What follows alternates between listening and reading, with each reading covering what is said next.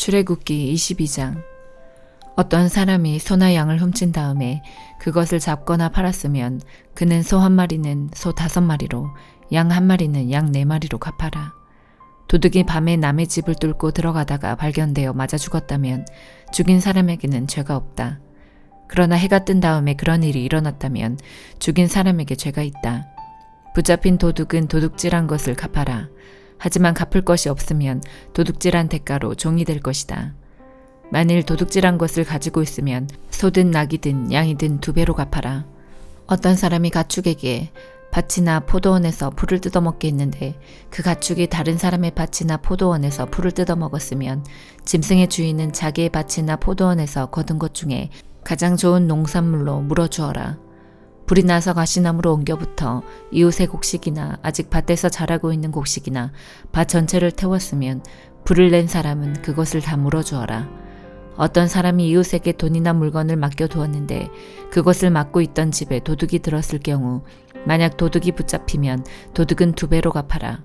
하지만 도둑이 붙잡히지 않으면 집주인을 재판장 앞에 데리고 가서 이웃의 물건에 손을 댔는지 대지 않았는지를 알아보아라. 소나 낙이나 양이나 옷이나 그 밖에 어떤 잃어버린 것 때문에 2사람 사이에 다툼이 생겨서 2사람이 서로 이것은 내 것이다 라고 주장하는 일이 생기면 2사람 다 재판장에게 나가서 재판을 받아라. 그래서 재판장으로부터 죄가 있다는 판결을 받은 사람은 상대에게 2배로 갚아라. 어떤 사람이 다른 사람에게 낙이나 소나 양이나 그 밖에 어떤 짐승을 맡겼는데 그 짐승이 죽거나 다치거나 아무도 모르게 끌려갔으면 짐승을 맡은 사람은 여호와 앞에서 이웃의 짐승에게 손을 대지 않았다고 맹세하여라. 그러면 주인은 그 맹세를 받아들여야 하고 짐승을 맡은 사람은 물어주지 않아도 된다. 그러나 짐승을 맡은 사람이 도둑질한 것이라면 주인에게 물어주어라.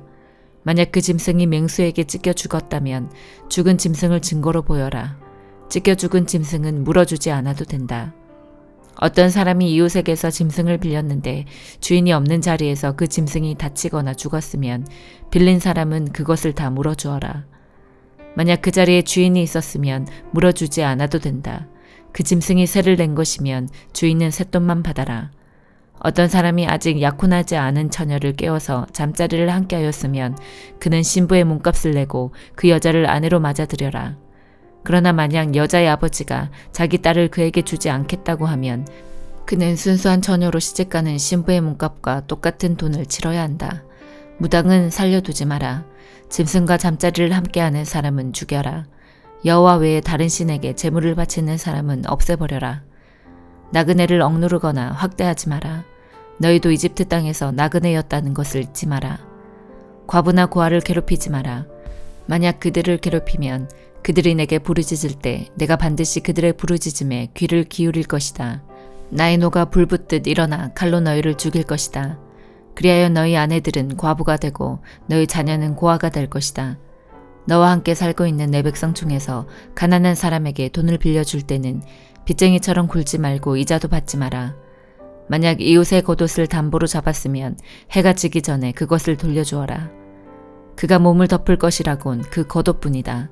그것이 없으면 달리 무엇으로 몸을 덮고 자겠느냐. 그가 나에게 부르짖으면 나는 들어줄 것이다. 왜냐하면 나는 자비롭기 때문이다. 너희는 재판장을 욕하거나 너희 백성의 지도자를 저주하지 마라. 처음 추수한 것을 나에게 바치는 일을 미루지 마라. 너희가 거둔 첫 곡식과 포도주를 나에게 바쳐라. 그리고 너희의 맏아들도 나에게 바쳐라.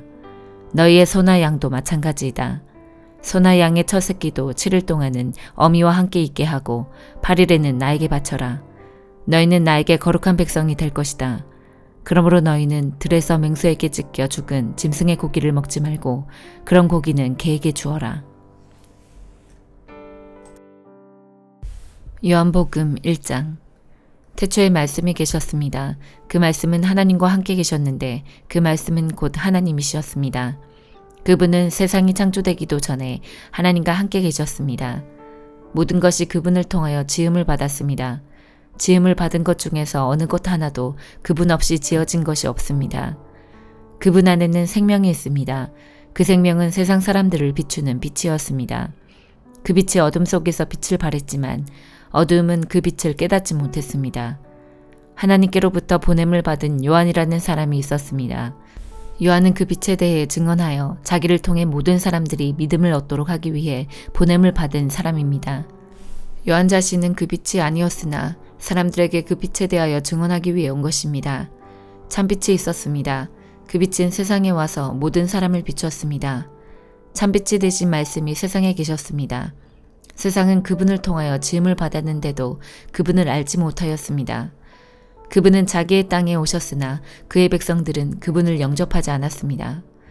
그러나 누구든지 그분을 영접하는 사람들, 그분의 이름을 믿는 사람들에게는 하나님의 자녀가 되는 자격을 주셨습니다. 좋은 가문에 태어난 사람들만 하나님의 자녀가 되는 것이 아닙니다. 또한 어떤 사람들의 계획이나 바람에 의해서 그리고 그들의 조상으로 말미암아 하나님의 자녀가 된 것도 아닙니다. 다만 그들은 하나님 자신이 그들의 아버지라는 사실 때문에 하나님의 자녀가 된 것입니다. 말씀이 사람이 되셔서 우리 가운데서 사셨습니다. 우리는 그분의 영광을 보았습니다. 그 영광은 오직 아버지의 독생자만이 가질 수 있는 영광이었습니다. 그 말씀은 은혜와 진리로 충만해 있었습니다. 요한이 그분에 대해서 증언하며 외쳤습니다. 내가 전에 내 뒤에 오시는 분이 계시는데 그분이 나보다 더 위대하신 것은 내가 태어나기 전에 존재하셨기 때문이다 라고 말했는데 이분이 바로 내가 말한 그분이다. 그분의 충만하신 것에서 우리 모두는 넘치는 은혜를 받았습니다. 그것은 율법이 모세를 통해 주어졌지만 은혜와 진리는 예수 그리스도를 통하여 왔기 때문입니다. 지금까지 하나님을 본 사람은 아무도 없었습니다. 그러나 하나님이시며 아버지 곁에 계시던 독생자이신 분이 우리에게 하나님이 어떤 분이신지를 알려주셨습니다. 요한이 증언한 내용은 이렇습니다. 예루살렘에 사는 유대인들이 제사장과 레위인 몇 사람을 요한에게 보내어 당신은 누구십니까? 라고 묻게 했습니다. 요한은 그 질문에 거절하지 않고 대답했습니다. 그는 분명하게 말했습니다. 나는 그리스도가 아닙니다. 그러자 그 사람들이 요한에게 물었습니다. 그럼 도대체 당신은 누구십니까? 엘리야입니까? 요한이 대답했습니다. 아니요, 나는 엘리야가 아닙니다. 그러자 그 사람들이 물었습니다. 장차 오시기로 한 그 예언자입니까? 요한은 또 대답했습니다.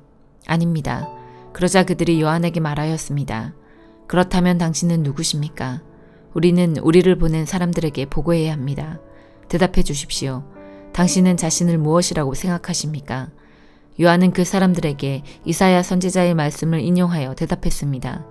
나는 광야에서 주님을 위하여 길을 곧게 만들어라 하고 외치는 사람의 소리입니다. 보냄을 받은 유대 사람들 중에는 바리새인이 보낸 사람이 있었습니다. 그 사람들이 요한에게 물었습니다. 당신이 그리스도도 아니고 엘리야도 아니고 예언자도 아니라면 왜 사람들에게 침례를 줍니까? 요한이 대답했습니다. 나는 사람들에게 물로 침례를 줍니다. 그러나 여러분 가운데 여러분이 알지 못하는 한 사람이 서 계십니다. 그분은 내 뒤에 오시는 분이지만 나는 그분의 신발끈을 풀 자격도 없는 사람입니다. 이 모든 것은 요한이 침례를 주던 요단강 동편 베다니에서 일어난 일이었습니다. 다음날 요한은 자기에게 오시는 예수님을 보고 이렇게 말했습니다. 보십시오. 세상 죄를 지고 가시는 하나님의 어린 양이십니다. 이분이 바로 내가 내 뒤에 오시지만 그분이 나보다 더 위대하신 것은 내가 태어나기 전에 존재하셨기 때문이다 라고 말했던 분입니다. 나도 이분이 누구신지를 알지 못했습니다. 그러나 내가 물로 침례를 주러 온 이유는 이분을 이스라엘 백성들에게 알리기 위해서입니다. 또 요한이 증거했습니다. 나는 성령께서 비둘기처럼 하늘로부터 내려와 그분 위에 머물러 계신 것을 보았습니다. 나 역시 그분이 그리스도이신 것을 알지 못하였습니다. 그러나 나를 보내어 물로 침례를 주라고 하신 분이 너는 그 어떤 사람에게 성령이 내려와 그 위에 머무르는 것을 보면 그 사람이 성령으로 침례를 주실 바로 그분인 줄 알아라 하고 말씀하셨습니다. 나는 그분이 하나님의 아들이신 것을 보았고 그분이 바로 하나님의 아들이라고 증언하였습니다. 그 다음날 요한은 제자 두 사람과 함께 다시 그 자리에 서 있었습니다. 그는 예수님께서 지나가시는 것을 보고 말했습니다. 보아라, 하나님의 어린 양이시다. 제자 두 사람은 요한이 이렇게 말하는 것을 듣고 예수님을 따라갔습니다. 예수님께서는 몸을 돌려 자기를 따라오는 두 사람을 돌아보며 물으셨습니다. 원하는 것이 무엇이냐? 그들은 랍비님, 사시는 곳이 어디입니까? 라고 말했습니다. 랍비라는 말은 선생이라는 뜻입니다. 예수님께서는 와서 보아라 하고 대답하셨습니다. 그래서 두 사람은 예수님과 함께 갔습니다. 그들은 예수님께서 머무르시는 곳을 보았고 그날 예수님과 함께 그곳에서 지냈습니다. 때는 오후 4시쯤이었습니다. 요한에게서 예수님에 대한 이야기를 듣고 예수님을 따른 두 제자 중 한 사람은 시몬 베드로의 동생 안드레였습니다. 안드레가 첫 번째 한 일은 그의 형 시몬을 찾은 일이었습니다. 그는 시몬에게 우리가 메시아를 찾았어 라고 말했습니다. 메시아란 그리스도를 가리키는 말입니다. 그리고 나서 안드레는 시몬을 예수님께 데려왔습니다. 예수님께서는 시몬을 보시고 네가 요한의 아들 시몬이구나. 이제 너를 게바라고 부르겠다 라고 말씀하셨습니다. 게바란 베드로란 뜻입니다. 다음날 예수님께서는 갈릴리로 가기를 원하셨습니다. 예수님께서는 빌립을 만나시자 그에게 나를 따라오너라 하고 말씀하셨습니다. 빌립은 안드레와 베드로와 같은 동네인 베세다 사람이었습니다. 빌립은 나다나엘을 만나고는 그에게 이렇게 말했습니다. 모세가 율법책에 썼고 예언자들도 기록한 그분을 우리가 찾았다. 나사렛 사람 요셉의 아들 예수님이 바로 그분이시다. 그러나 나다나엘은 빌립에게 나사렛에서 뭐 좋은 것이 나올 수 있겠는가 라고 말했습니다. 빌립은 와서 보아라 하고 대답했습니다. 예수님께서는 나다나엘이 자기에게 오는 것을 보시고 여기 참 이스라엘 사람이 있다. 이 사람에게는 거짓된 것이 하나도 없다 라고 말씀하셨습니다. 나다나엘은 예수님께 저를 어떻게 아십니까? 하고 물었습니다. 예수님께서 대답하셨습니다. 빌립이 너를 부르기 전 네가 무화과 나무 아래에 있는 것을 내가 보았다.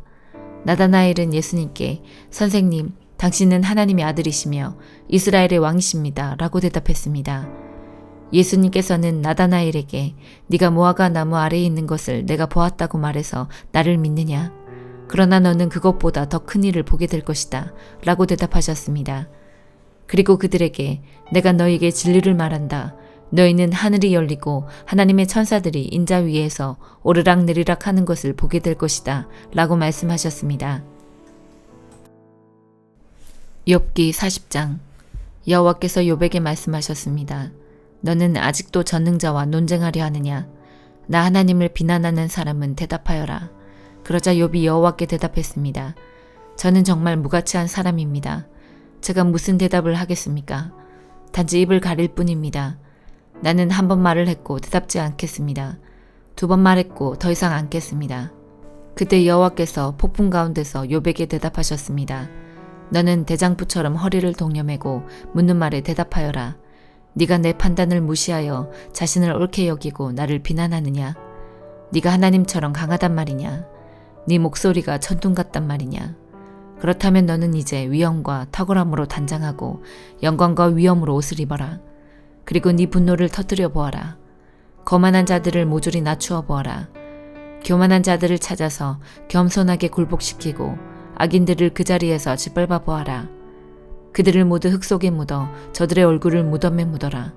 그렇게 하면 나도 네 힘이 너를 구원할 수 있다고 인정하겠다. 저 하마를 한번 살펴보아라. 내가 너를 만들 때 함께 만든 것이다. 그것은 황소처럼 풀을 먹는다. 그의 허리 힘이 얼마나 센지 보아라. 그 백가죽에 뻗치는 힘살을 주목해 보아라. 백향목처럼 꼬리를 치는 저 모습과 힘줄이 얽힌 저 허벅지 근육을 보아라. 그 뼈들은 청동광같이 단단하고 갈비뼈는 무쇠 막대기 같구나. 그것은 내가 창조한 작품 중 가장 위험한 것이다. 그것을 만든 나도 칼을 가져야 그것에게 접근할 수 있다. 산들은 그것을 위해 식물을 만들어내고 모든 들짐승이 그 곁에서 뛰어논다. 그것이 연꽃 아래 누워 늪 속의 갈대 가운데 자기를 숨기면 연꽃잎이 그것 위에 그늘을 들이우고 강가 버드나무도 그를 둘러싼다. 강물이 차고 넘쳐도 요단 강물이 넘쳐 흘러 자신을 삼키려 해도 그것은 꿈쩍도 하지 않는다. 누가 감히 그것을 잡겠으며 끌고 가서 그 코를 깰 수 있겠느냐. 고린도후서 10장. 나 바울은 그리스도의 온유함과 너그러움을 의지하여 여러분에게 권합니다. 나는 여러분과 얼굴을 맞대고 있으면 유순하다가도 여러분을 떠나 멀리 가 있으면 담대해집니다. 여러분에게 부탁합니다. 내가 여러분에게 갈 때에 우리를 보고 세상의 표준대로 산다고 헐뜯는 사람들에 대해 강경하게 대하듯이 여러분에게 내가 그렇게 대하지 않도록 해주십시오. 우리가 이 세상에 살기는 하지만 세상이 싸우는 것과 같은 싸움은 하지 않습니다. 우리의 무기는 세상의 무기가 아니라 강한 요새라도 파괴하는 하나님의 능력입니다.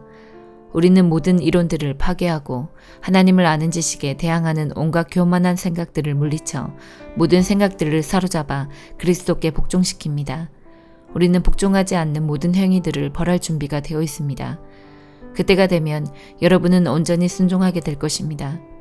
여러분은 사물의 겉모습만 보고 있습니다. 누구든지 자기가 그리스도께 속한 사람이라고 생각하는 사람이 있다면 그 사람은 자기가 그리스도께 속한 것처럼 우리도 그리스도께 속한 사람이라는 사실을 다시 한번 생각해 보아야 합니다. 주님께서 우리에게 주신 권세는 여러분을 넘어뜨리라고 준 것이 아니라 덕을 세우라고 주신 것이므로 내가 이에 대해 지나치게 자랑한다고 하더라도 부끄러울 것이 전혀 없습니다. 내가 편지를 보내 여러분을 겁주려 한다고 생각하지는 마십시오. 여러분 중에는 바울의 편지에는 무게가 있고 힘이 있는데 그 사람을 직접 대해보면 약골이고 말재주도 없다고 말하는 사람들이 있습니다. 이런 사람들은 우리가 떠나 있어 편지로 쓰는 우리의 말이나 함께 있을 때 행하는 우리의 행동이 아무런 차이가 없다는 것을 명심해야 합니다.